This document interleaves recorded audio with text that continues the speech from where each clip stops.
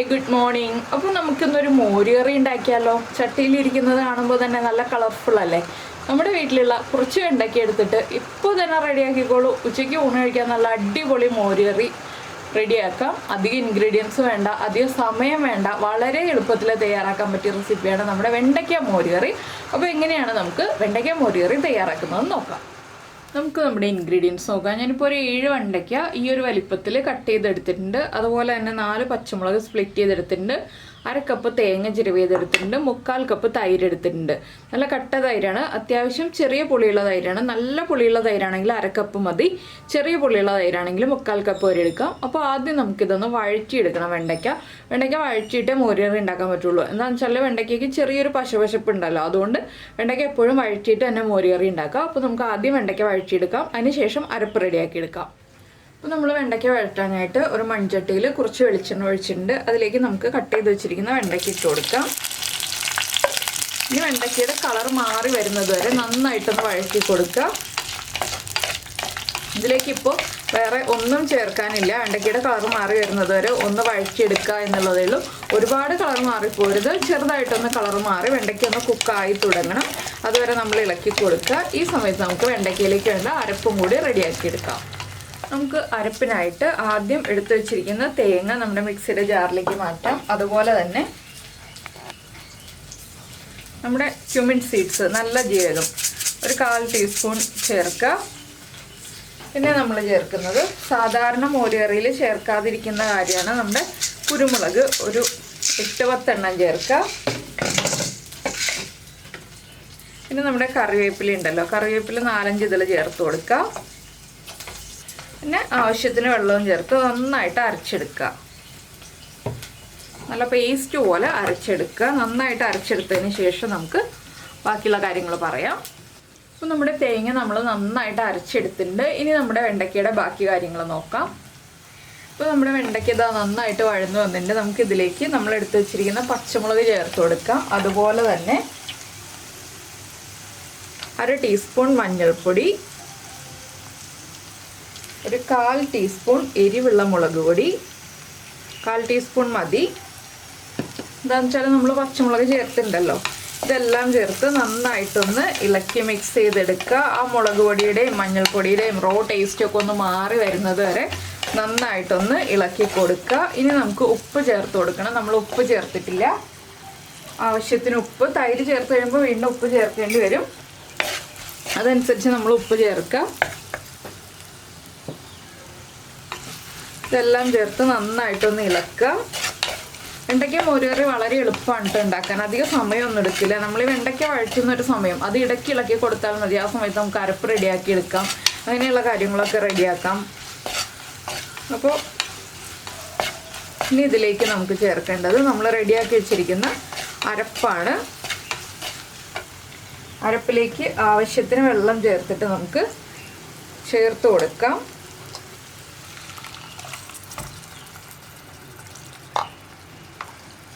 നമുക്ക് എത്രത്തോളം ഗ്രേവി വേണം എന്നുള്ളതനുസരിച്ച് നമുക്ക് അരപ്പ് ചേർത്ത് കൊടുക്കാം. ഇനി അരപ്പും കൂടി ചേർന്നൊന്ന് നന്നായിട്ട് കുക്കായി അരപ്പിൻ്റെ റോ ടേസ്റ്റൊക്കെ ഒന്ന് മാറി വരുന്നത് വരെ ഒന്ന് ഇളക്കി കൊടുക്കുക. ഈ സമയത്ത് നമ്മുടെ തൈരൊന്ന് മിക്സിയിൽ ഒന്ന് പൾസ് ചെയ്തെടുക്കുക. ജസ്റ്റ് ഒന്ന് പൾസ് ചെയ്തെടുക്കുക, ഒരുപാട് ഉടഞ്ഞു പോകരുത്. ജസ്റ്റ് ഒന്ന് പൾസ് ചെയ്യാനേ പാടുള്ളൂ. ഇല്ലെങ്കിൽ ഒരു ഫോർക്കോ വിസ്കോ യൂസ് ചെയ്തിട്ട് ഒന്ന് ഉടച്ചെടുക്കുക. അപ്പോൾ ഞാനൊന്ന് ഉടച്ചെടുക്കട്ടെ. അപ്പോൾ നമ്മുടെ അരപ്പ് ചേർത്ത് കഴിഞ്ഞിട്ട് അരപ്പിൽ നിന്ന് നന്നായിട്ട് ആവി വരുന്നുണ്ട്. നമുക്ക് ഇതിലേക്ക് ഇനി ചേർക്കാനുള്ളത് ഒരു 1/4 ടീസ്പൂൺ പഞ്ചസാരയാണ്. തൈരിന് പുളി ഉണ്ടെങ്കിലും ഇല്ലെങ്കിലും മോരുകറി ഉണ്ടാക്കുമ്പോൾ കുറച്ച് പഞ്ചസാര ചേർത്ത് കൊടുക്കണം. അതുപോലെ തന്നെ അടുത്തതായിട്ട് നമ്മൾ ചേർക്കുന്നത് ഒരു 2 പിഞ്ച് വറുത്ത് പൊടിച്ച് വെച്ചിരിക്കുന്ന ഉലുവപ്പൊടി. ഈ ഉലുവപ്പൊടിയും കൂടി ചേർത്തിട്ട് ഞാൻ ഫ്ലെയിം ഓഫ് ചെയ്യാണ്. ഇനി നമ്മുടെ ചട്ടിയുടെ ചൂടും ആ അരപ്പിൻ്റെ ചൂടും എല്ലാം കൊണ്ട് ബാക്കിയുള്ള കാര്യങ്ങൾ കുക്കായി വന്നോളും. അപ്പോൾ നമ്മൾ ഇനി ചേർക്കാൻ പോകുന്നത് നമ്മൾ ഉടച്ചു വെച്ചിരിക്കുന്ന തൈരാണ്. മിക്സിയുടെ ജാറിൽ നമ്മൾ തൈര് ഉടച്ചു വെച്ചിട്ടുണ്ട്. ഈ തൈരും കൂടി ചേർത്ത് കൊടുക്കുക. ഫ്ലെയിം ഓഫ് ചെയ്തിട്ടാണ് തൈര് ചേർത്ത് കൊടുക്കുന്നത്. ഇനി നന്നായിട്ടൊന്ന് ഇളക്കി മിക്സ് ചെയ്യുക. നമ്മുടെ വെണ്ടയ്ക്ക മോരുകറി 3/4 ഭാഗം റെഡി ആയി കഴിഞ്ഞു. ഇനി നമുക്ക് വറവിടാനുള്ള കാര്യങ്ങളൊക്കെയാണ്. ഇനിയിപ്പോൾ നമുക്ക് വറവിടാനുള്ള കാര്യങ്ങൾ നോക്കാം. ഉപ്പ് ചെക്ക് ചെയ്യാം. ഉപ്പ് കുറവാണെങ്കിൽ ഉപ്പ് ചേർത്ത് കൊടുക്കുക. എരിവ് കുറവാണെങ്കിൽ എരിവ് ചേർക്കേണ്ട ആവശ്യമില്ല. നമുക്ക് ബാക്കിയുള്ള പ്രോസസ്സിൽ എരിവൊക്കെ ആയിക്കോളും. അപ്പോൾ ഞാനിനി വറവിടാനുള്ള കാര്യങ്ങൾ നോക്കട്ടെ. നമ്മളിപ്പോൾ വറവിടാനായിട്ട് ഒരു പാൻ ചൂടാക്കാൻ വെച്ചിട്ടുണ്ട്. പാനിലേക്ക് നമുക്ക് വെളിച്ചെണ്ണ ചേർത്ത് കൊടുക്കാം. വെളിച്ചെണ്ണ ഒന്ന് നന്നായിട്ട് ചൂടായി വരട്ടെ. ഇപ്പോൾ നമ്മുടെ വെളിച്ചെണ്ണ നന്നായി ചൂടായി വന്നിട്ടുണ്ട്. നമുക്കിതിലേക്ക് 1 ടീസ്പൂൺ കടുക് ചേർത്ത് കൊടുക്കാം. കടുക് ഒന്ന് പൊട്ടി തുടങ്ങുമ്പോൾ തന്നെ നമ്മൾ മോരുകറിയിൽ ഉലുവ ചേർത്തിട്ടുണ്ടെങ്കിലും ഒരു 1/4 ടീസ്പൂൺ ഉലുവയും കൂടി ചേർത്ത് കൊടുക്കണം. പിന്നെ ഒരു 3 വറ്റൽമുളക്, ഫ്ലെയിം കുറച്ച് വയ്ക്കുക. അതുപോലെ തന്നെ ഒരു തണ്ട് കറിവേപ്പില. ഇത് ഫ്ലെയിം ഓഫ് ചെയ്തിട്ട് നമ്മൾ ഇതിലേക്ക് ചേർക്കുന്നത് നമ്മുടെ മുളക് പൊടി ഒരു 1/4 ടീസ്പൂൺ. ഇതൊന്ന് നന്നായിട്ട് ഇളക്കി മിക്സ് ചെയ്യുക. ഫ്ലെയിം ഓഫ് ചെയ്തിട്ട് മാത്രം മുളക് പൊടി ചേർക്കുക. ഇതൊന്ന് ഇളക്കി മിക്സ് ചെയ്തിട്ട് നമുക്ക് നമ്മുടെ മോരുകറിയിലേക്ക് ചേർത്ത് കൊടുക്കാം. അപ്പോൾ ഞാൻ എന്താ മോരുകറിയിലേക്ക് നമ്മുടെ വറവും കൂടി ചേർക്കുകയാണ്. നന്നായിട്ടൊന്ന് ഇളക്കി മിക്സ് ചെയ്യുക. അങ്ങനെ ഇതാ നമ്മുടെ വെണ്ടയ്ക്ക മോരുകറി റെഡി ആയി കഴിഞ്ഞു. അപ്പോൾ എല്ലാവരും ഈ ഒരു റെസിപ്പി ഇതുവരെ ട്രൈ ചെയ്തിട്ടില്ലെങ്കിൽ ഉറപ്പായിട്ടൊന്ന് ട്രൈ ചെയ്ത് നോക്കിക്കോളൂ. ഒരു 7-8 വെണ്ടയ്ക്ക ഉണ്ടെങ്കിൽ സുഖമായിട്ട് 4 പേർക്ക് ഊണ് കഴിക്കാൻ പറ്റുന്ന ക്വാണ്ടിറ്റിയിൽ നമുക്ക് മോരുകറി ഉണ്ടാക്കിയെടുക്കാം. അപ്പോൾ നിങ്ങളെല്ലാവരും ട്രൈ ചെയ്ത് നോക്കുമെന്ന് വിചാരിക്കുന്നു. വെണ്ടയ്ക്ക ഇഷ്ടപ്പെടാത്തവരും ഇതുപോലെ ഒന്ന് വെണ്ടയ്ക്ക വഴറ്റിയിട്ട് മോരുകറി ഉണ്ടാക്കും കേട്ടോ. വെണ്ടയ്ക്ക വഴറ്റാതെ മോരുകറി ഉണ്ടാക്കിയിട്ടുണ്ടെങ്കിൽ ഒട്ടും ടേസ്റ്റ് ഉണ്ടാവില്ല. വെണ്ടയ്ക്ക വഴറ്റിയിട്ട് തന്നെ മോരുകറി ഉണ്ടാക്കിയിട്ടുണ്ടെങ്കിൽ വെണ്ടയ്ക്കയുടെ ആ ഒരു വഴുവഴുപ്പ് മാറി കിട്ടും. അതുപോലെ തന്നെ നല്ല ടേസ്റ്റി ആയിട്ടുള്ള മോരുകറി റെഡിയായി കിട്ടുകയും ചെയ്യും.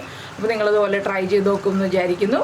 അപ്പോൾ ഇഷ്ടമായി കഴിഞ്ഞിട്ടുണ്ടെങ്കിൽ ഒന്ന് ലൈക്ക് ചെയ്യാൻ മറന്നു പോകരുത്. അതുപോലെ നിങ്ങൾക്ക് ഇഷ്ടപ്പെട്ട റെസിപ്പിയാണോ, നിങ്ങളിതുപോലെ ചെയ്യാറുണ്ടോ എന്നുള്ള വിശേഷങ്ങളൊക്കെ നമ്മുടെ വീഡിയോയുടെ താഴെ ഒന്ന് കമൻറ്റ് ചെയ്യുക. പിന്നെ നമ്മുടെ ചാനൽ ആദ്യമായിട്ട് കാണുകയാണെങ്കിൽ നമ്മുടെ വീഡിയോ ഇഷ്ടപ്പെട്ടു എന്നുണ്ടെങ്കിൽ നമ്മുടെ ചാനലൊന്ന് സബ്സ്ക്രൈബ് ചെയ്ത് സപ്പോർട്ട് ചെയ്യണേ. സബ്സ്ക്രൈബ് ചെയ്യുന്നതിന് ഈ വീഡിയോയുടെ താഴെയുള്ള റെഡ് സബ്സ്ക്രൈബ് ബട്ടൺ ഒന്ന് ക്ലിക്ക് ചെയ്യുക. അതിൻ്റെ റൈറ്റ് സൈഡിലുള്ള ബെല്ലൈക്കണും ക്ലിക്ക് ചെയ്യുക. അപ്പോൾ ഓൾ എന്ന് പറഞ്ഞിട്ടൊരു ഓപ്ഷൻ കാണാം. ആ ഓളും കൂടി പ്രസ് ചെയ്തിട്ടുണ്ടെങ്കിൽ ഞാൻ എപ്പോഴും വീഡിയോ അപ്ലോഡ് ചെയ്യുമ്പോൾ നിങ്ങൾക്ക് നോട്ടിഫിക്കേഷൻ വരും. അപ്പോൾ എന്തായാലും നമുക്ക് നമ്മുടെ അടുത്ത റെസിപ്പിയുമായിട്ട് വീണ്ടും കാണാം.